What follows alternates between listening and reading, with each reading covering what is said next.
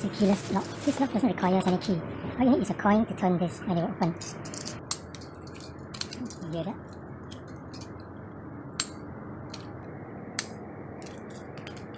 It's useful for bathroom, especially if there's a big wind and it has accidentally pushed the lock here and closes the door. So that will lock it from the inside and you're unable to open it. So best is to use a keyless door lock.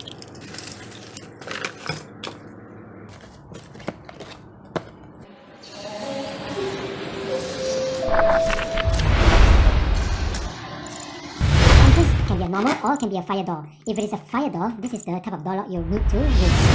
Now this is special because it has a missing part in the middle. Fire door is normally made of very thick material and the width of the fire door can be like 5 cm. So you need to use something that can adjust for the size. You can adjust the size of this thing to be 6 mm, 16 mm or 70 mm. Just like that. Okay, just slide it. Because some people, when they make the hole on the door, they make it too close to the edge. So if it's too close, this is the one. If it's further away, this is the one. So once you have this, you just put it in like so, and put the other part in. If it doesn't catch, you need to turn it around, turn this thing here so that it catches, and that's it. Goes inside smoothly, and screw it. Yeah, see? This is how you open and change the handlebar. Now, in order to put it back in, just find back the position, the hole. Find back the position, and then push it in. Okay?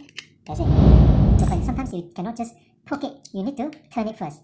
Turn it, look for the hole. Now there's a hollow hole inside. Okay, that's where you want to put this pin in. And that will take this out.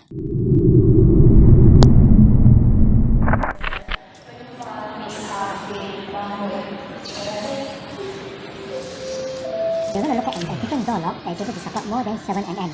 This part here is it needs to twist. Now why is it a twist there? The twist is to hold the wood, the door. So once you twist it, this thing will not move. Now the disadvantage of buying this is that there's a limitation to the width of the door you can support.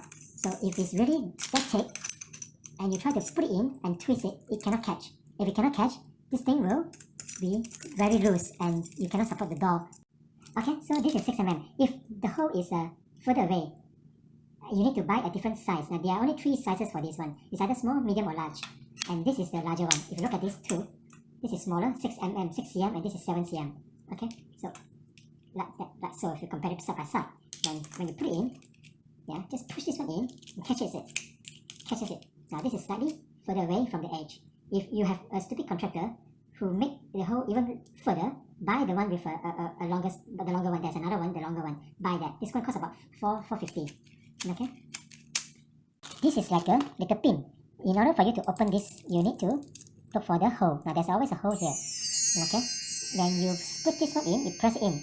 Then slide the round thing out. That's how you dismantle the knob. Please do not throw away all these spare parts. Don't throw away. Keep them in a plastic container. Can you see all the spare parts that I have? You may need to use them in the future.